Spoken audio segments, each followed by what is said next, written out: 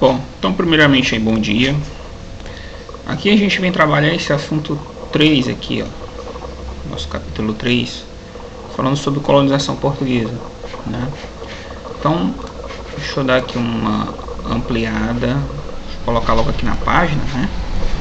Um problema aqui em relação ao teclado, eu vou usar esse tecladinho virtual aqui, que é muito enjoado, né? Mas é o que a gente tem aqui no momento. 3, 7.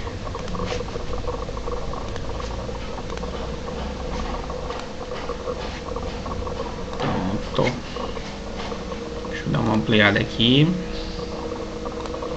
Pronto. Para a gente poder então estar trabalhando esse assunto ligado à colonização portuguesa. Bom, a expansão ultramarina ibérica e portuguesa também, né? Abriu um leque de opções, principalmente para essa burguesia comercial. Portugal e Espanha foram os primeiros países a se unificar como estados-nação, né? E a descoberta de novas terras, as quais eles conseguiram encontrar metais preciosos e implantar sistemas de cultivo de produtos como o açúcar, que era um produto caro e bem apreciado na Europa, fez com que essa colonização de fato ela se efetivasse e gerasse lucro para essas burguesias comerciais, tanto de portugueses como de espanhóis, né? Aqui a gente vai falar um pouco sobre essa sociedade portuguesa na época do descobrimento, né? A partir aí dos séculos XV, né? Século XVI. Então, a gente vai fazer aqui uma breve leitura a respeito desses 3 parágrafos aqui iniciais, para a gente entender quem foram, por exemplo, as classes, além da burguesia comercial, que estavam ali também ganhando com esse processo de colonização, né? Como é que a gente pode definir, digamos assim, grupos que contribuíram, que participaram efetivamente desse processo de colonização. E aí a gente tem aqui o seguinte: a expansão ultramarina portuguesa foi resultado da determinação da coroa, mas grande parte da população se beneficiou dela. Para o povo, a expansão representou a possibilidade de melhorar sua condição de vida, conquistar terras, prestígio e riqueza. Para o clero e a nobreza, as conquistas marítimas representavam a possibilidade de expandir a cristianização, colonizar novas regiões e sociedades, formar formas diferenciadas de servir a Deus e ao rei e, ao mesmo tempo, conquistar recompensas materiais, como rendas, terras, ofícios e etc. Então, esse processo de expansão ultramarino português, a gente viu, começa com a conquista de Ceuta, uma ilha no norte da África, depois com as Ilhas Madeiras, Açores e a ilha de Cabo Verde, né, que não foram descobertas porque já se conhecia, né, elas, e depois o processo então de efetivação de colonização das terras brasileiras, né.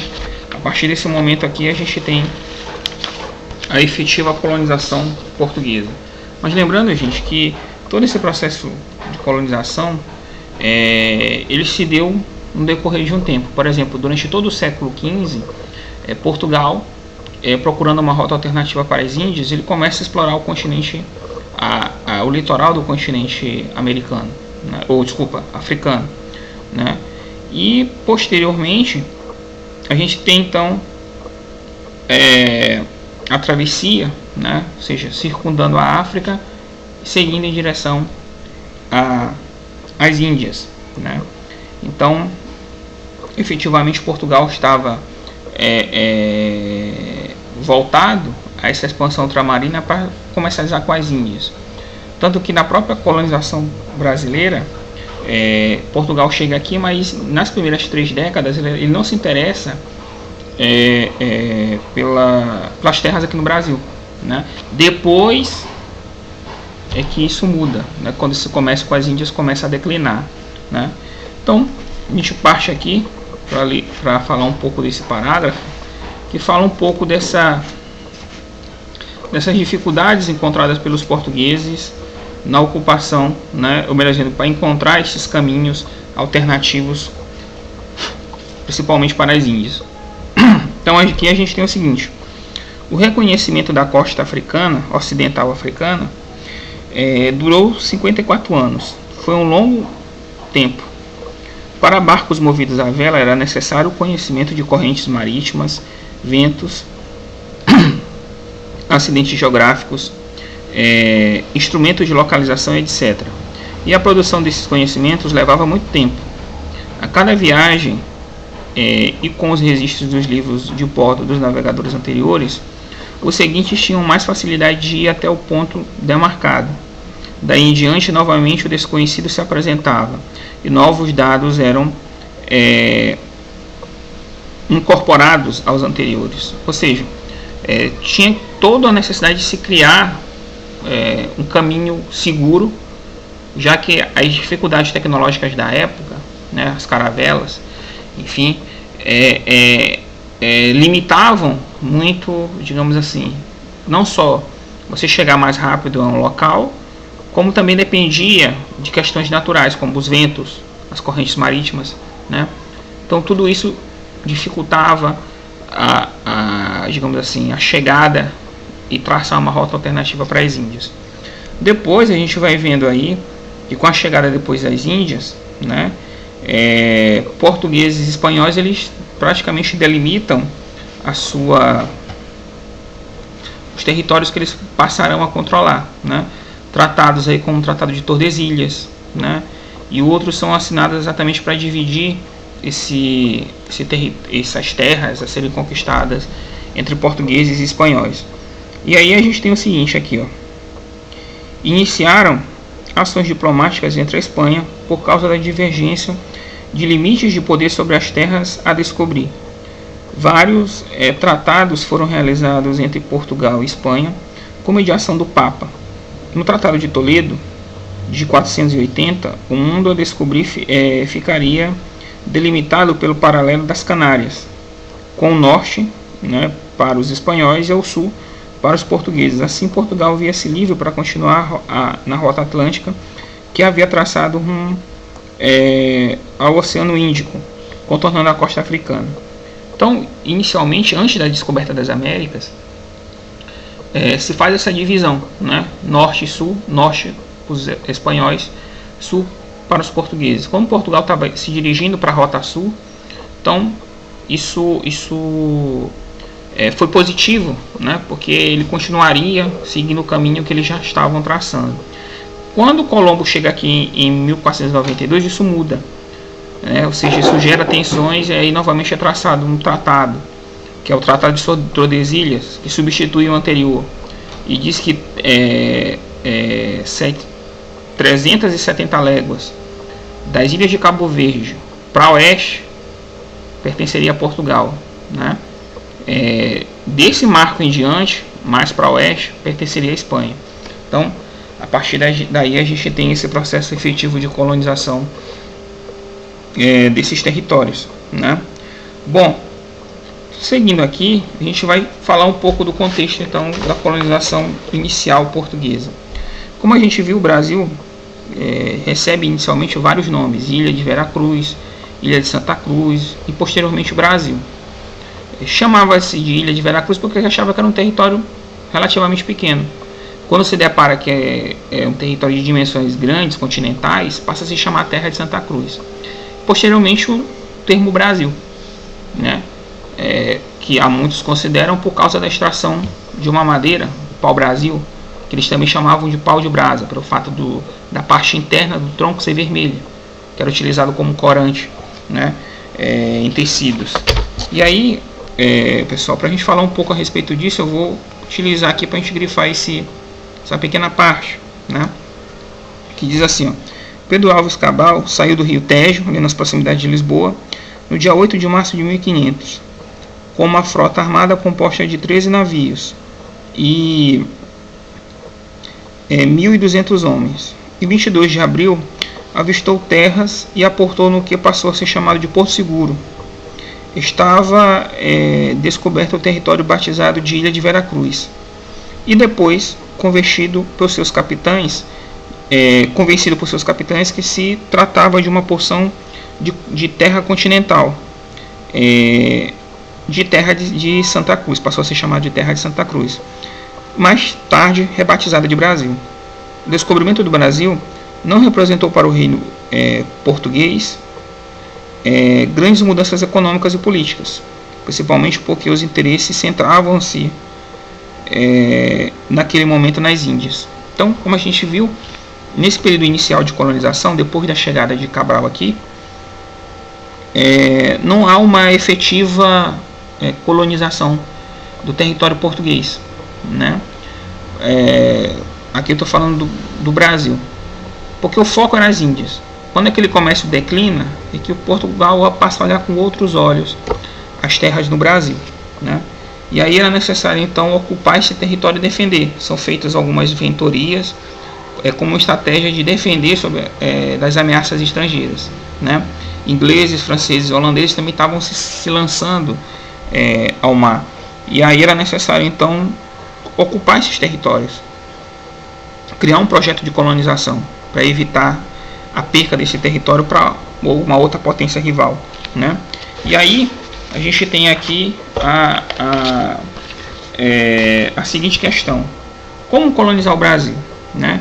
A gente vê que não é encontrado inicialmente aqui ouro nem prata, metais preciosos, e daí a necessidade então, já que não se foi encontrado metais preciosos, eu preciso fazer com que esse território renda. Então a forma pensada foi o empreendimento agrícola, né? E aí se tem a cana-de-açúcar como uma alternativa, né? E aí, para a gente falar um pouco a respeito disso, eu vou grifar essa outra parte aqui para a gente falar um pouquinho, né? Que aqui diz assim, ó: colonizar as terras brasileiras, no entanto, era tarefa bem complexa. O Brasil não havia informação sobre metais preciosos, a principal ambição portuguesa. Seria necessário organizar um grande empreendimento agrícola capaz de atender os interesses do mercado consumidor europeu. Portugal estimulou a criação de uma empresa agrícola produtora de açúcar, produto bastante conhecido dos lusitanos e já explorado nas usinas atlânticas, nas Ilhas Atlânticas. Depois de fundar, em 1532, a primeira vila do Brasil, São Vicente, no atual estado de São Paulo, Martim Afonso de Souza mandou erguer no ano seguinte o primeiro engenho para a produção de açúcar. Ou seja, como não se encontrou metais preciosos, se cria um empreendimento agrícola rentável que pudesse proporcionar aos portugueses essa demanda que eles precisavam em relação a tornar, né, a terra brasileira rentável para a coroa portuguesa, né? Então, a gente fala aqui sobre uma outra questão, que foi a questão da igreja, principalmente na ordem dos jesuítas, em de fato participar desse processo de colonização, principalmente com a catequese de nativos, né? Então, a gente tem aqui o seguinte, eu vou aqui dar uma grifada em relação a gente citar alguns exemplos importantes que o texto traz, né? E aqui tem o seguinte, esses dois parágrafos aqui. Liderados pelo padre Manuel da Nóbrega, os jesuítas receberam autorização real para catequizar os nativos. Em 1552, chegou ao Brasil o primeiro bispo, né, indicado por Dom João III, Dom Pedro Fernando Sardinha, que discordou da forma branda e tolerante como os jesuítas usavam para cristianizar os indígenas. Para não agravar as desavenças, os jesuítas resolveram dirigir-se para o sul, fundando a vila de São Paulo de Piratininga, em 554. Defenderam ferrenhamente a humanidade dos nativos da América e criaram um projeto de catequese que tornaria os indígenas bons cristãos. A religião opunha-se à escravidão indígena, a mão de obra cada vez mais empregada pelos colonos na formação das unidades agrícolas do Brasil colonial. Ou seja, a partir desse momento aqui a gente tem que jesuítas e colonos eles entram em conflito porque os jesuítas também utilizava a mão de obra indígena, porém eles diziam que não era escravidão. E aí, um exemplo disso tem as chamadas drogas do sertão, na Amazônia, por exemplo. E aí, a gente tem aqui que, a partir desse momento, os jesuítas também entram em atrito com até a própria igreja, porque a igreja diz que eles têm uma forma muito branda de catequese desses nativos. E aí, para não criar problemas, eles vão mais para o sul, né? Fundam a Vila de São Paulo de Piratininga, começam ali um núcleo de catequese desses nativos, e aí, posteriormente, esse modelo de catequese ele é até questionado, né? Ou seja, estavam defendendo a humanidade dos nativos, sim, porém estavam criando problemas em relação à cultura desses nativos. Por quê? Pelo seguinte, que a gente pode utilizar esse parágrafo aqui para sintetizar um pouco essa questão, que aqui diz assim: como consequência, os padres jesuítas passaram assim a dispor com os colonos, que constantemente os enfrentavam e escravizavam os nativos. Outra consequência foi a mudança radical promovida pelo modo de vida das comunidades nativas inteiras. Ao fixarem grupos nômades em aldeias estáveis, os jesuítas transformaram totalmente a cultura nativa. Ou seja, aqui a gente tem um processo de que chamamos de aculturamento ou aculturação, né? Ou seja, a sobreposição de uma cultura sobre a outra. A partir desse momento, grupos que eram nômades, que estavam constantemente migrando, isso fazia parte das suas tradições, de todo o seu contexto cultural, de repente se vê em aldeias estáticas, né, que mudam completamente de uma hora para outra a forma como essas sociedades indígenas se organizam, né? É um ponto aí extremamente a se criticar, né? Por um lado, dessa imposição dos jesuítas com a colonização a catequese e colonização desses indígenas, né? Bom,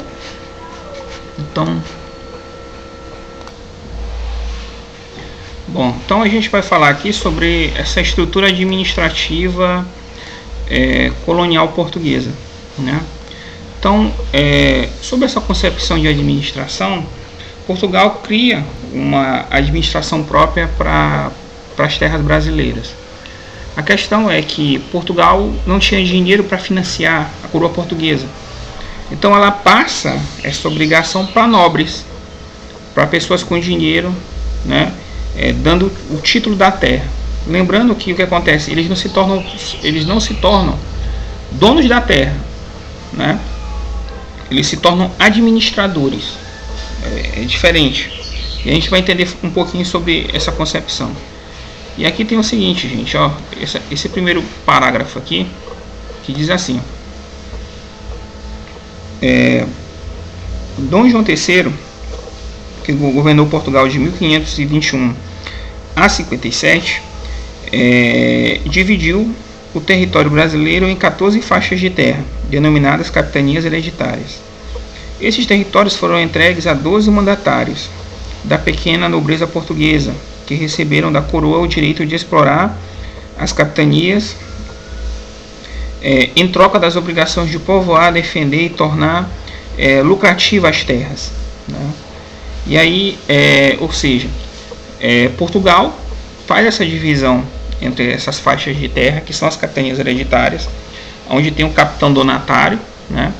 Onde ele passa a ser o administrador desse território. Isso fez com que o Estado, digamos assim, ele passasse o ônus, ou seja, o efetivo processo de colonização para a iniciativa privada, né? Ou seja, se resguardando de eventuais prejuízos que pudesse vir a ter.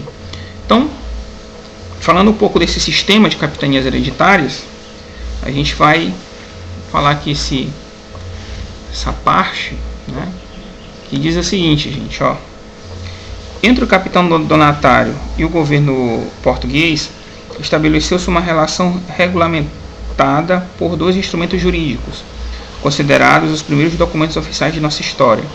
Foi a Carta de Doação e o Forral, né, o Foral.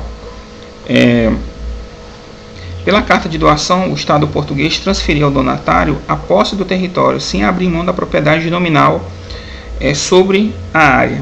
Assim, o donatário apresentava-se não como proprietário da capitania, mas como administrador, tendo direito que certamente o atraísse, né? Direitos que certamente o atraísse. Os forais constavam os direitos e os deveres, né, do donatário, com o que recebeu parte dos valores sobre a exploração do pau-brasil, da pesca e das rendas da coroa portuguesa. O donatário precisava estimular a fundação de vilas no litoral, que garantiriam a defesa do território, deveria doar terras aos colonos, às Seis Marias, e cobrar impostos em nome do governo português,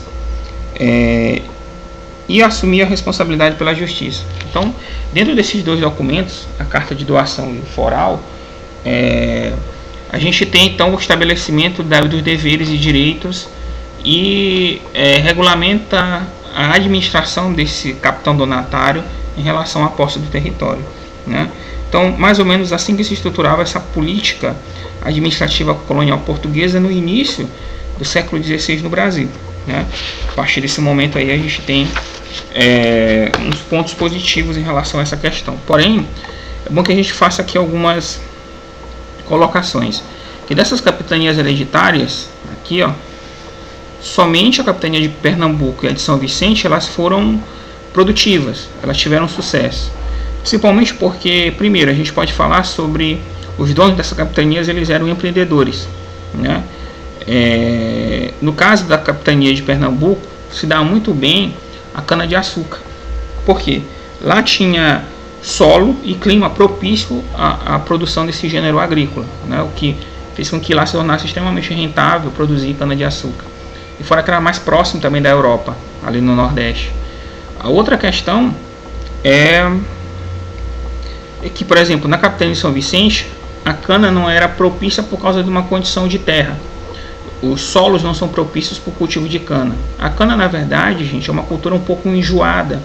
Ela gosta de um clima quente e úmido e solos férteis para que ela possa crescer e prosperar, né?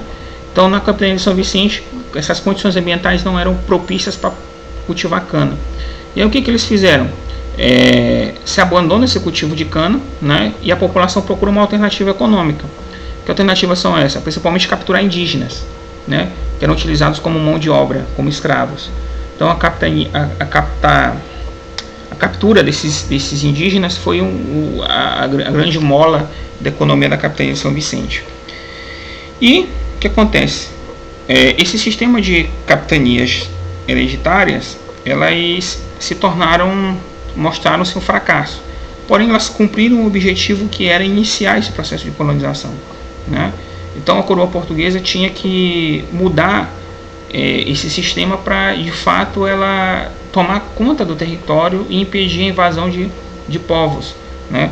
Como de fato aconteceu aí no Rio de Janeiro e na cidade de São Luís, no Maranhão. E a gente vai falar um pouco desses exemplos aqui. Então, vamos utilizar aqui para falar sobre os governos gerais no Brasil, né? Então, a partir desse momento aqui sim, aqui diz assim: o fracasso da maioria das capitanias obrigou a coroa portuguesa a promover em 1548 uma reforma no aparelho político administrativo da colônia, criando a figura do governador-geral. Em tese, a medida significava adotar, na colônia, um sistema de governo centralizado, impondo a submissão dos donatários ao administrador.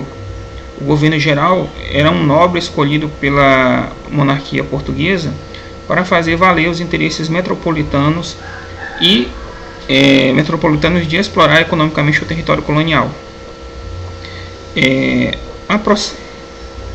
aproximando e ampliando a participação do Estado português em negócios no Brasil. Então, na verdade, a adoção de governos gerais no Brasil foi uma medida centralizadora, já que nem todas as capitanias, na verdade a maioria delas, não obteve sucesso no processo de colonização. Era necessário defender o território, né? Então, o administrador geral, ele contava com digamos assim, uma equipe de assessores, né? Assim como o presidente tem ministros, né? Esse governador-geral passa a montar uma equipe de assessores. E aqui diz assim, ó, para facilitar a administração do imenso território, o governo geral formou uma equipe de assessores. Os principais eram o capitão Mor, responsável pela defesa do território, o provedor Mor, encarregado das finanças, e o ouvidor Mor, que zelava pela justiça. Então tinha pessoas, juntamente com o governador-geral, que estavam aí responsáveis pela administração desse território, né? Cada um aí seguindo a sua, digamos assim, a sua respectiva função de acordo com o seu cargo, né? Isso foi extremamente importante, gente, para inibir processos de aventuras de outras potências coloniais como a França, né? Haja visto, a gente pode usar aqui esse parágrafo só para exemplificar aqui um pouquinho. A presença do governo geral no Brasil foi decisiva para a defesa do território. O exemplo ocorreu durante a invasão pelos franceses da Baía de Guanabara, onde hoje está a cidade do Rio de Janeiro, em 553. Fugindo das perseguições católicas na Europa, um grupo de calvinistas chegou a Guanabara dispostos a fundar uma colônia, que deveria ser chamada de França Antártica, né? Posteriormente, esses franceses eles são expulsos, vão mais para o norte, onde lá fundam a cidade de São Luís, hoje capital do Maranhão, e criam a França Equinocial. Novamente eles são expulsos. Eles se deslocam mais para o norte e lá acabam se fixando, que é o equivalente hoje à Guiana Francesa, né? Enfim, e lembrando que também os franceses, assim como os portugueses, quando chegam aqui, eles utilizam das rivalidades dos indígenas, né, por exemplo, para fazer valer seus interesses, né? Foi o que aconteceu no Rio de Janeiro, onde os franceses eram aliados dos tamoios, né, e os portugueses se aliaram aos tremembés, né, que eram inimigos históricos dos tamoios. Então, ou seja, os colonizadores utilizaram essa rivalidade entre essas nações indígenas também para se favorecerem, né? Enfim, então, pessoal, chegando aqui, a gente vai falar sobre o outro capítulo da colonização brasileira durante o século XVI, que foi a União Ibérica. Vou tentar sintetizar essa questão da União Ibérica. O que acontece? Dom Sebastião se torna rei de Portugal em 1554, só que ele tinha 13 anos de idade. Ele não podia assumir o governo. Então quem assume, né, digamos assim, o governo, né, que foi deixado pelo seu avô, Dom João III, é a sua avó, né, Dona Catarina de Habsburgo. Quando posteriormente Dom Sebastião chega ao poder, ele queria, por exemplo, a expansão de Portugal para outras regiões, queria a criação de expansão do cristianismo e assim por diante. Então, como eram tempos de guerra, Dom Sebastião sonhava em criar um império cristão também no norte da África. Só que lá ele é morto pelos árabes, né, no que hoje a gente chama de Marrocos, né? E aí, só que uma questão que torna a lenda até do sebastianismo é que o corpo dele nunca foi encontrado. Ele foi morto na batalha, porém ele não foi encontrado, né? E aí o que acontece? Quem assume após a morte de Dom Sebastião, né, no governo português, é o seu tio, que na verdade era um cardeal, Dom Henrique.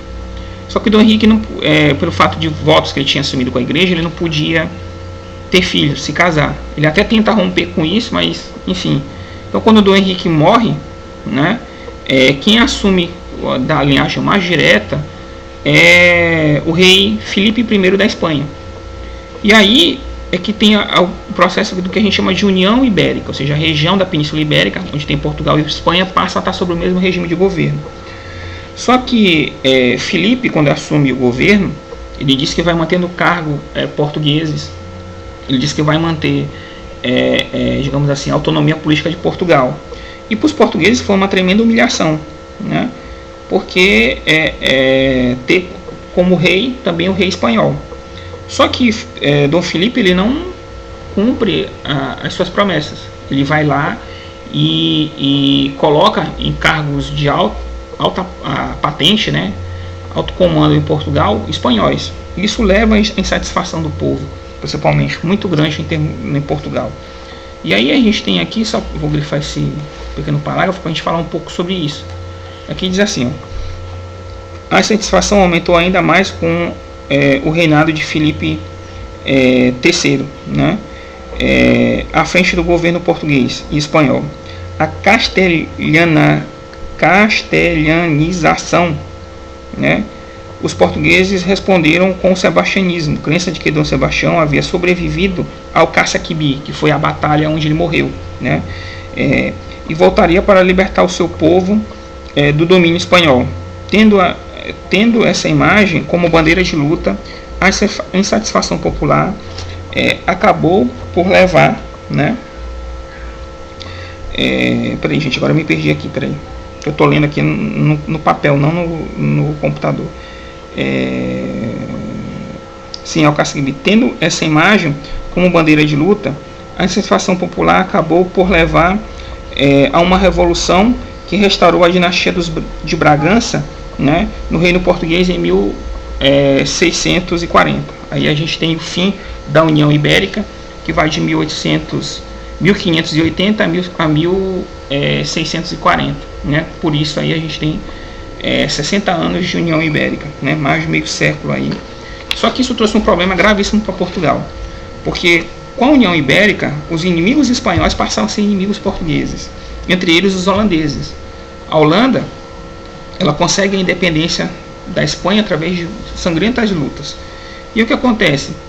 Portugal tinha um comércio forte com os holandeses. Os holandeses eram grandes comerciantes em toda a Europa, né? O predomínio da religião, inclusive dentro da Holanda, era o calvinismo, um dos ramos do protestantismo que a gente já falou anteriormente. E o que acontece? Portugal tinha uma boa relação com a Holanda. Por quê? Portugal produzia açúcar e me levava para a Europa. Quem comprava o açúcar do Brasil eram os holandeses. E eles refinavam esse açúcar e distribuíam na Europa, né? Porque eu não sei se vocês sabem o que é açúcar mascavo. Vocês já viram? Isso, um açúcar mais escuro, né? Então o açúcar que os portugueses produziam aqui era mais ou menos esse, um açúcar bruto, né? Quando eu levava para a Espanha, para a Europa, os holandeses refinavam esse açúcar, ele ficava branquinho, que nem esse açúcar comum que a gente usa, refinado, né? E ele era muito apreciado na Europa. Então os holandeses ganhavam muito com a produção de açúcar no Brasil sem ter um pé de cana plantado, né? Exatamente aí refinando o açúcar e servindo como atravessadores, né? E quando a Espanha, que era inimiga da Holanda, toma o controle de Portugal, aí a Holanda começa a prejudicar essa relação de comércio que era muito rentável com os holandeses. E os holandeses fizeram o quê? Eles invadiram toda a região produtora de açúcar, né? Ou seja, todo o Nordeste brasileiro. Cidades como Salvador, Recife, Olinda, né? Foram invadidas e ocupadas, ou seja, todo aquele território colonial produtor de açúcar foi tomado dos holandeses, que se sentiram prejudicados com os espanhóis. E aí a gente tem o seguinte aqui, ó, pegando esses dois parágrafos aqui, gente, né, desse texto, aqui tem assim, ó, entre 637 a 645 o Brasil holandês foi governado por Maurício de Nassau, cuja política tornou Recife uma das mais belas cidades da América, incentivando a arte e investindo em pontes e prédios luxuosos. Esse período foi considerado de paz na região, entretanto não durou muito, principalmente porque os conflitos religiosos envolvendo calvinistas, católicos, judeus e cristãos novos geraram insatisfação. Nassau tentou conciliar interesses, estabelecendo leis igualitárias independente da religião, né?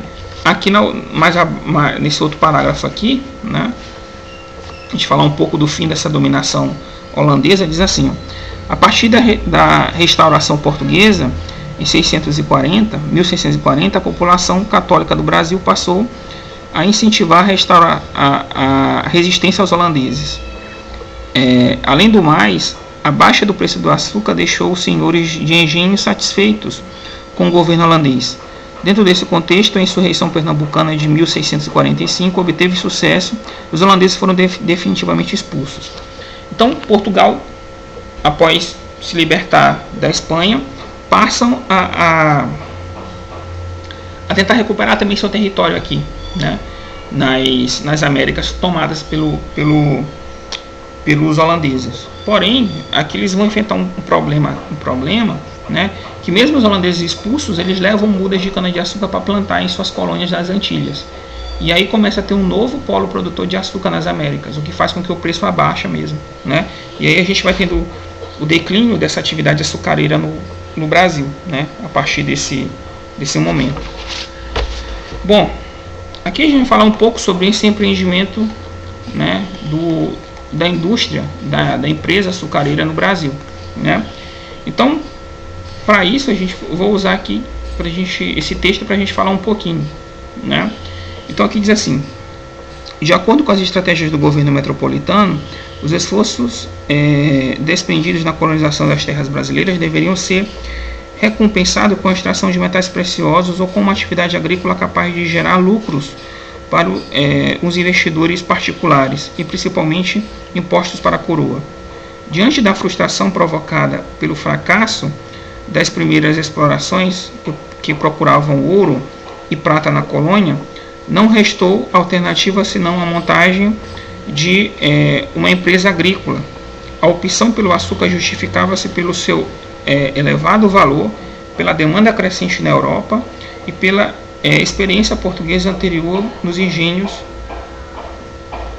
das ilhas atlânticas.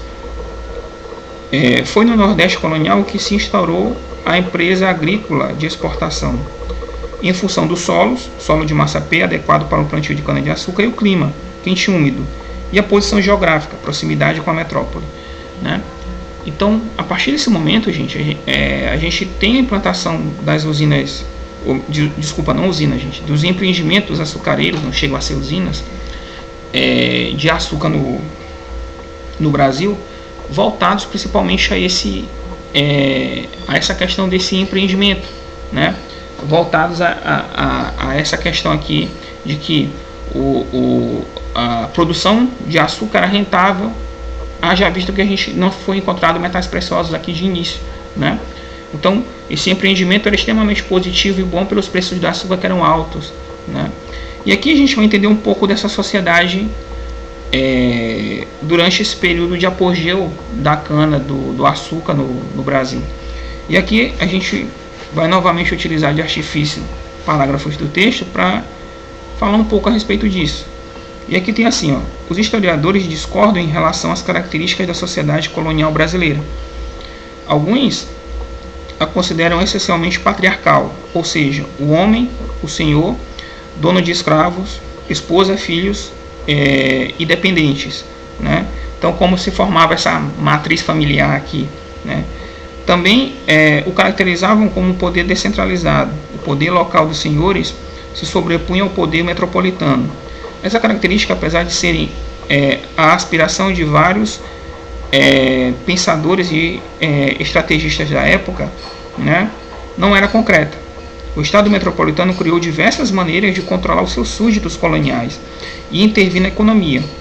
Seu principal objetivo era ocupar o território para marcar a fronteira e impedir invasões estrangeiras. Então, a sociedade colonial, ela era vista como uma sociedade voltada a essa descentralização, onde cada senhor de engenho era um rei nas suas terras, e tinha controle sobre a vida dos escravos, da família, enfim. Só que, na prática, essa descentralização ela não era tão forte. A coroa portuguesa ela permanecia viva ali, presente na vida econômica, principalmente da colônia, né? Então, a partir desse momento aqui, a gente tem para falar um pouco sobre dessa sociedade, né? Sobre uma questão econômica e sobre uma concepção, digamos assim, das próprias mulheres dentro do contexto da sociedade colonial açucareira aqui, né? Então, vou ler esses dois parágrafos para a gente também falar um pouco a respeito disso. Assim tem assim: assim estabeleceu-se uma troca. Ao receber terras sem ônus, as Seis Marias, os produtores podiam dirigir seus domínios com certa liberdade, desde que produzissem os bens importantes e exportáveis para a metrópole, ou seja, para o Brasil, açúcar, ouro e etc. Em contrapartida, a imagem da mulher enclausurada, dominada pelo pai e depois pelo marido, foi considerada mais um ideal do que uma realidade. Na verdade, essa imagem está relacionada à mulher da elite branca, ou seja, e assim considerada, reclusa e submissa. Entretanto, a maior parte das mulheres da colônia não respondiam a esse estereótipo. Então, na verdade, gente, o primeiro parágrafo fala sobre uma questão econômica, ou seja, é dada a terra sem nenhum, digamos assim, ônus, né? Você não tem nenhum gasto com isso, porém tu tem que produzir aquilo que a metrópole precisa. Era mais ou menos esse sentido do processo de produção, por exemplo, nas antigas Seis Marias. A outra questão aqui é a questão, por exemplo, da participação feminina. Se pregava que as mulheres, né, eram dominadas pela vontade do pai, depois pelo marido, enfim, e considerava isso como um ideal. Só que na prática isso não acontecia na colônia. Haja visto que aqui tinha muito poucas mulheres e praticamente muitas não eram brancas, eram mestiças, eram negras, eram mamelucas, eram indígenas. Então, às vezes se casava com mulheres mestiças, né? E posteriormente os descendentes casavam com portugueses. E aí a gente tem o que eles chamavam, né, de ir tornando posteriormente a população branca. Você já havia uma miscigenação, apesar de não ter sido a ideal, mas pela falta de mulheres na colônia, a sociedade se baseia principalmente na miscigenação. O que posteriormente na nossa sociedade é muito forte, né? Inicialmente ela nasce como, digamos, vamos supor assim, vamos falar dessa maneira, como uma necessidade, já que não tinha mulheres na colônia, mas posteriormente isso passa a ser bem visto, né? Ou seja, a gente é um grande povo miscigenado, né? Dificilmente eu posso dizer que eu sou 100% negro, ou branco, ou indígena. Isso não existe. No Brasil isso não existe, né? Ou seja, eu posso ter, por exemplo, traços negros, mas não quer dizer que eu não tenha, na minha condição genética, influência também branca e indígena, né? Querendo ou não, isso existe. A gente é um povo miscigenado, né? Muito fortemente. Então, falando um pouco sobre, por exemplo, esses senhores de engenho, a forma como era estruturada essa sociedade colonial com base nesse senhorio, né? Ou seja, com relação a essa estrutura dos engenhos, a gente tem aqui, ó, eu vou utilizar novamente dessa parte aqui do texto para a gente fazer aqui uma relação a respeito dessa questão, né? Aqui diz: um grande número de historiadores se baseia na obra de Anthony Neal, né, para definir o modelo típico de engenho colonial. Pesquisas posteriores, entretanto, demonstram que as características informadas pelos jesuítas eram bem menos comuns que se imaginava, né? Os historiadores interpretam que os senhores de engenho tinham um poder ilimitado e eram donos de terras sem fim e de centenas de escravos. Além disso, consideravam que havia trabalhadores livres e variados e especializados ofícios como mestres de açúcar, calafates, né, carpinteiros, pedreiros, olheiros, vaqueiros, etc. E completando aqui, né, só para refutar exatamente esse parágrafo, aqui tem o seguinte, ó, aqui a gente tem que não era bem assim. Os engenhos coloniais, mesmo os do rico Nordeste, possuíam uma estrutura bem menos poderosa, apesar de bastante complexa. A maioria tinha poucos escravos e terra, moía suas canas com a força de animais, né, ou de escravos, e nem sempre era administrada por homens. Havia muitas mulheres que governavam seus domínios. Em suma, o modelo dado por Antônio era um exemplo a ser seguido, não um exemplo que ocorria de fato. Ou seja, existe e existia muito esse estereótipo em relação a questão dos senhores de engenho, da autoridade desses senhores, sobre todas essas questões, né? E aqui a gente tem também o seguinte, falando um pouco aqui sobre a questão da escravidão no Brasil, né? A escravidão, na verdade, ela começa pelo contexto indígena.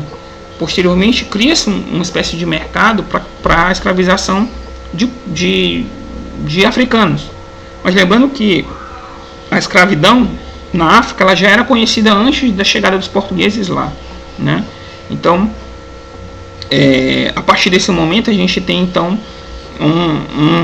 a vinda de escravos vindos de outras partes que não mais a mão de obra indígena. E aqui a gente tem o seguinte, nesse primeiro parágrafo, para falar um pouco dessas origens da escravidão africana no Brasil, né? Então, por que utilizar a mão de obra africana, né? Aqui diz: durante muito tempo a decisão da coroa portuguesa de empregar escravos africanos foi mal interpretada por muitos estudiosos no Brasil. Alguns chegaram a afirmar que a opção portuguesa devia-se à resistência das comunidades nativas ao regime da escravidão, o que poderia sugerir que a opção pelos negros ocorreu em razão da passividade dos africanos em relação à escravidão. Na verdade, porém, é que negros, igualmente aos indígenas, reagiam violentamente à escravidão. Ou seja, se cria a história de que os indígenas eram extremamente aguerridos, né? Ou seja, não se deixavam escravizar, diferente dos negros que seriam passivos em relação à escravidão. Só que isso é uma bobagem, isso é uma mentira, né? Ambos os povos, seja indígenas, seja africanos, não se submetiam à escravidão com facilidade, né? De maneira nenhuma. Então, essa pregação nesse sentido de explicar a escravidão africana cai por terra, né? Haja visto que isso é uma verdadeira mentira, né? O outro ponto aqui que a gente pode refutar essa questão das teorias que eram levantadas por que da utilização da mão de obra escrava africana, a gente tem aqui um seguinte contexto desses dois parágrafos. Tem assim: outra visão apresentada em alguns estudiosos, já superada por novas interpretações, alegava que os negros eram mais aptos ao trabalho escravo que os nativos. Essa afirmação poderia sugerir que, na engrenagem do sistema colonial, os negros apareciam como uma peça, né, a ser que se ajustava, né, perfeitamente ao modelo de exploração do trabalho. Sejam os negros, sejam os nativos, ninguém escolhia a condição de escravo. Todos eram submetidos compulsoriamente pelo colonizador. A preguiça e a indolência dos indígenas, também usadas para justificar a opção africana, são hoje consideradas sem sentido e pouco explicativas, né? Outra interpretação também superada é que a opção pelo africano, né, pode ser entendida como uma forma de incrementar o novo ramo do comércio mundial da época, o tráfico internacional de escravos, que se iniciou no século XV, em consequência da expansão marítimo-comercial europeia.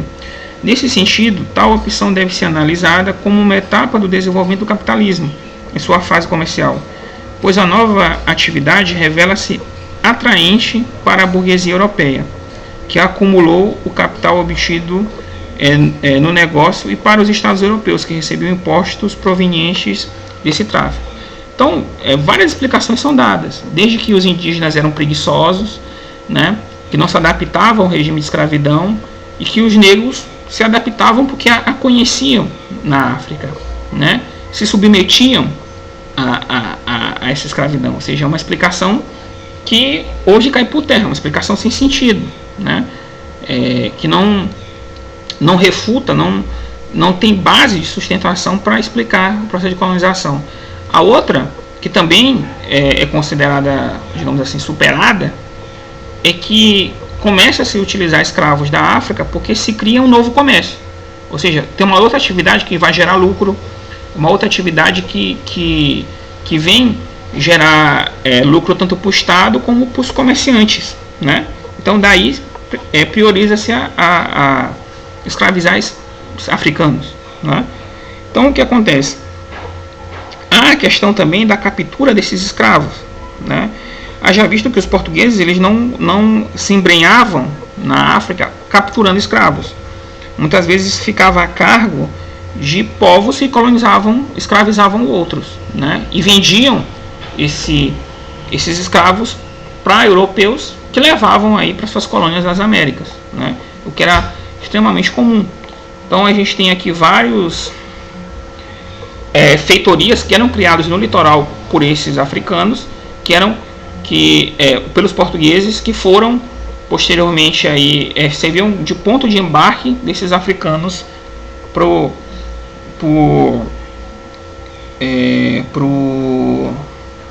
as Américas, né? No sentido aí de trabalhar nas lavouras agrícolas, principalmente de cana. Então a gente vai falar um pouco aqui também agora da resistência negra, ou seja, como a gente sabe, essa dominação dos brancos sobre os negros, principalmente no Brasil, ela sempre houve focos de resistência. Os negros nunca aceitaram serem, por exemplo assim, tratores, mão de obra nas lavouras. Então sempre haviam rebeliões, principalmente fugas, né? E aí o surgimento de vários núcleos de resistência que eram os quilombos. E aí a gente vai falar um pouquinho a respeito desse contexto aqui, né? Daí eu vou grifar aqui esses dois parágrafos para a gente falar um pouco a respeito dessa questão, né? E aí diz assim: o trabalho dos escravos na lavoura de cana era bastante penoso, tornando frequente as fugas para o interior do território colonial. O sonho de alcançar a liberdade e o desejo imediato de desvincular-se da condição de escravo levou os negros a abandonar as propriedades em grupos ou individualmente. Muitos que conseguiam esse feito se juntavam em comunidades distantes da zona canavieira, em locais estrategicamente seguros. Assim nasceram os quilombos. As comunidades criadas pelos negros fugidos e que representaram no período colonial a maior e mais expressiva forma de resistência dos africanos, né? Em quase todo lugar onde havia escravidão negra foi adotada a registro, né, da formação de quilombos, mas foi o quilombo dos Palmares que recebeu maior atenção dos historiadores. Palmares foi fundada no início do século XVII, no interior do Alagoas, em uma região conhecida como Serra da Barriga, local montanhoso de aparente segurança para a comunidade negra que ali se formou. Em suas terras, os negros desenvolveram a agricultura e dela extraíram o necessário para a subsistência. A criação de animais e a produção de artesanato também ocupavam a população de Palmares, que com o passar do tempo foi acolhendo mestiços, indígenas e outros elementos da sociedade escravocrata excludente que se edificava na colônia. Então, quilombos eram mais comuns do que a gente imagina, né? Existem várias comunidades quilombolas espalhadas aí pelo Brasil todo, né? Mas o mais famoso dos quilombos, quilombo dos Palmares, né? Que tinha então Zumbi dos Palmares aí como líder, né? E lembrando que também em Palmares existia escravidão, né? Ou seja, se tinha um modelo, se reproduzia um modelo de organização africana dentro de Palmares, né? Onde tinham senhores e servos, né? Então essa organização de Palmares ela era uma organização econômica bem eficiente, né? Então praticamente durante 65 anos da existência do quilombo, Palmares ele estabeleceu até relações comerciais com populações vizinhas. Só que isso, na visão dos senhores de engenho, Palmares era um péssimo exemplo, né? Porque estimulava a fuga de negros. Então Palmares deveria ser destruído. E foi que de fato aconteceu, né? Então deixa eu dar aqui uma grifada.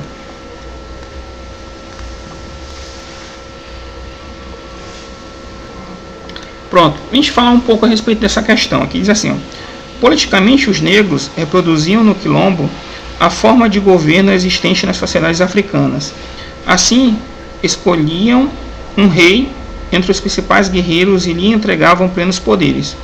O principal líder do Quilombo dos Palmares foi Zumbi, rei dos Palmares, que comandou a resistência quando aquelas terras foram atacadas por forças contratadas pelos homens brancos. O fato é que a elite senhoral entendia a organização dos negros como algo intolerável e que incentivava as fugas. Portanto, Palmares passou a ser uma ameaça para os grandes proprietários de terra e de escravos, e por isso precisava ser destruído. Com esse objetivo foram contratados bandeirantes paulistas, e que estudamos posteriormente para a eliminação da resistência às lideranças da população, e principalmente os exemplos de Palmares. Então, a partir desse momento aqui, a gente tem que para as elites coloniais a existência de Palmares era algo intolerável. A organização desses negros era intolerável para essa elite branca, né? Então, Palmares era um exemplo a ser destruído, né? E então se organizou várias expedições, entre elas a expedição liderada por um bandeirante paulista, né, Domingos Jorge Velho, que conseguiu vencer a resistência e invadir e destruir Palmares. Vários quilombolas foram mortos. Zumbi fugiu, né, mas posteriormente ele é preso, morto, decapitado, né, como era de costume na época, né, e a cabeça dele exposta em praça pública, né, como um exemplo a não ser seguido principalmente pelos escravos, né? Então, a resistência de Palmares, inclusive, é mítica em relação à organização da luta contra a escravidão no país, né? Então, é visto até como um grande exemplo, né? Não só Palmares, Zumbi, e na verdade tem outros líderes, né, que não se fala, né, no contexto às vezes local, né, de cada estado. A gente visto que quilombos eram mais frequentes do que a gente imagina, né? Então a gente vai falar aqui a respeito dos grupos étnicos, ou seja, dos povos africanos que vieram aqui para o Brasil, né? Então a gente tem aqui o seguinte, ó: os escravos que foram traficados para a América Portuguesa provinham de 3 amplas regiões do continente africano, nomeadas pelos historiadores de África Ocidental, África Centro-Ocidental e África Oriental. Da África Centro-Ocidental, hoje Estado do Congo e de Angola, saiu a maior contingente de escravos para a América Portuguesa, seguindo pela África Ocidental, região em torno do Golfo de Benin, né, que inclui os estados da Nigéria e do Benin, e a África Oriental, que corresponde ao atual estado de Moçambique. Essas regiões tinham populações de origem étnicas bastante variadas. Embora algumas tivessem línguas semelhantes, originárias do mesmo tronco linguístico, é o caso do tronco linguístico banto, que se espalhava por toda a África Centro-Ocidental, até o sul e o leste. Todavia, apesar de línguas semelhantes, não se constituíam em uma mesma sociedade. Ao contrário, muitas eram inimigas, sendo frequentes as guerras. E foi por meio das guerras que se originou a maior parte dos escravos embarcados para a América Portuguesa.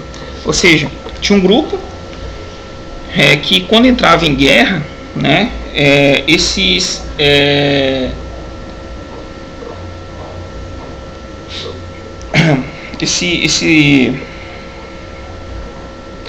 povos, eles eram escravizados, né? Então, aquele que vencesse o outro numa guerra normalmente escravizava os demais. Esses escravos eram vendidos principalmente aí para portugueses e para outros europeus, né?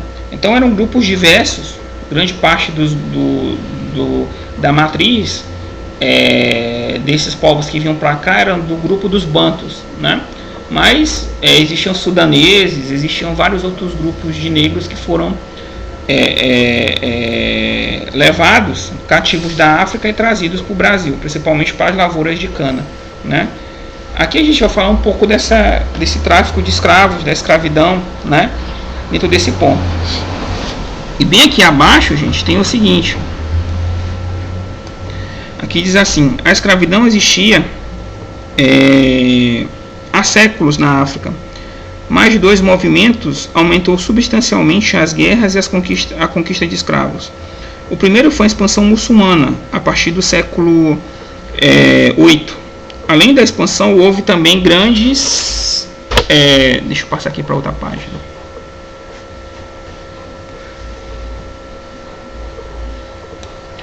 Grandes trocas comerciais por meio do deserto do Saara. As leis muçulmanas impediam a escravidão de um muçulmano por outro.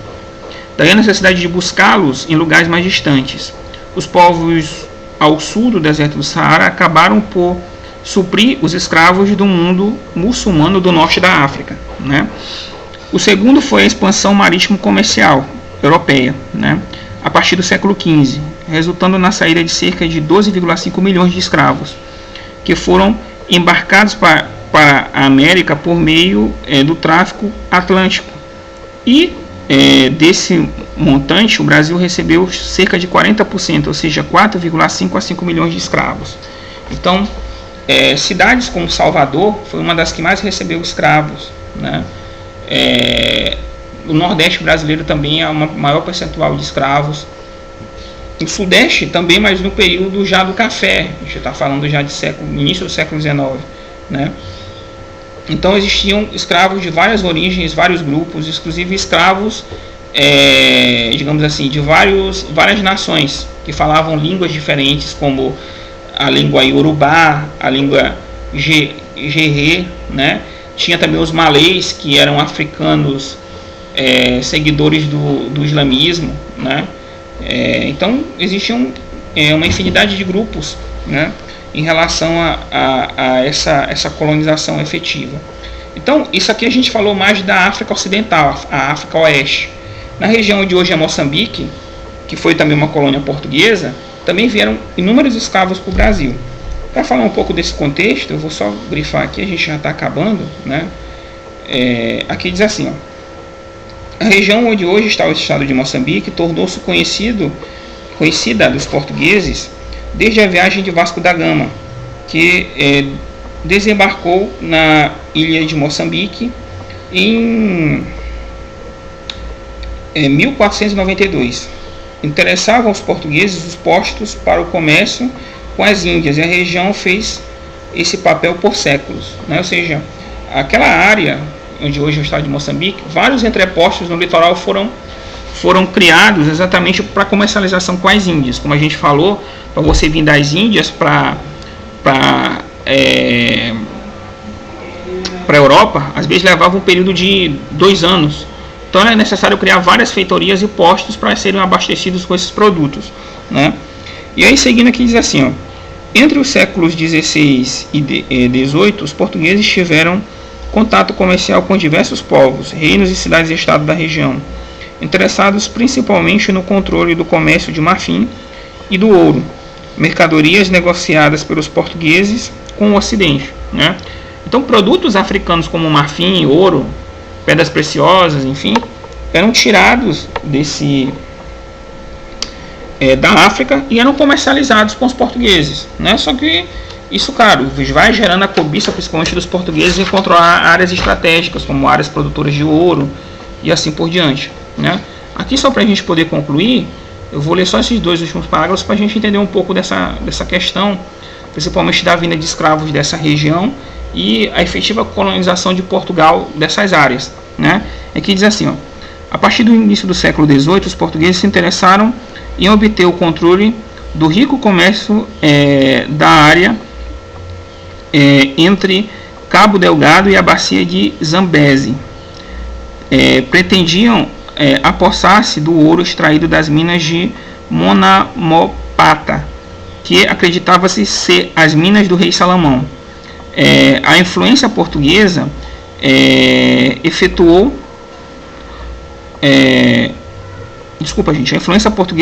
uma área que incluía aquilo que hoje é a Zâmbia, o Zimbábue e a Rodésia do Sul.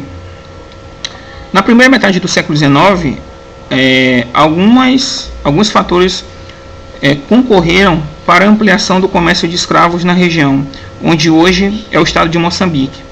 Com a dinamização da economia açucareira no Nordeste colonial do Brasil, né, e a ampliação da cafeicultura no Vale do Paraíba brasileiro, e o desenvolvimento da agricultura canavieira em Cuba, muitos traficantes negreiros das Antilhas e do Brasil começaram a comercializar com os portos de Moçambique. Apesar de maior distância, os cativos eram em geral mais baratos do que a África Ocidental, Golfo de Benin e Centro-Oriental, Congo e Angola, pois a presença de frotas navais britânicas eram menos frequentes. Então, já, digamos assim, para o século XVIII e século XIX, a vinda de escravos, principalmente para o Brasil e para a região das Antilhas, foi suprida por essa região a leste, né, a região oriental, principalmente porque ali tinha uma reduzida frota britânica, né, os britânicos já começavam a fazer imposições ao tráfico negreiro, né, principalmente quando surge a Revolução Industrial e necessita da troca de escravos por trabalhadores assalariados, né, e aí a gente tem uma mudança nessa perspectiva, né, e aí buscar escravos na outra parte da África, né, era mais rentável porque o escravo era mais barato e tinha menos fiscalização inglesa, né? Então, daí já do meio para o fim dos séculos XVIII e XIX, grande parte desses escravos eram supridos vindos dessa região leste da África Oriental, né? Bom, então, queridos, aqui a gente dá por fim, né, esse assunto do capítulo 4. Por favor, eu peço que vocês leiam o material de vocês, para dar embasamento para vocês, esclarecimento de dúvidas. Qualquer dúvida vocês podem deixar no chat que depois eu estou tirando, viu? Então, meus queridos, um forte abraço, fiquem com Deus e até aí as nossas provas, né, que a gente vai fazer aí respectivamente nos dias marcados aí que a gente já agendou. Então, um forte abraço, gente, e até mais. Tchau, tchau.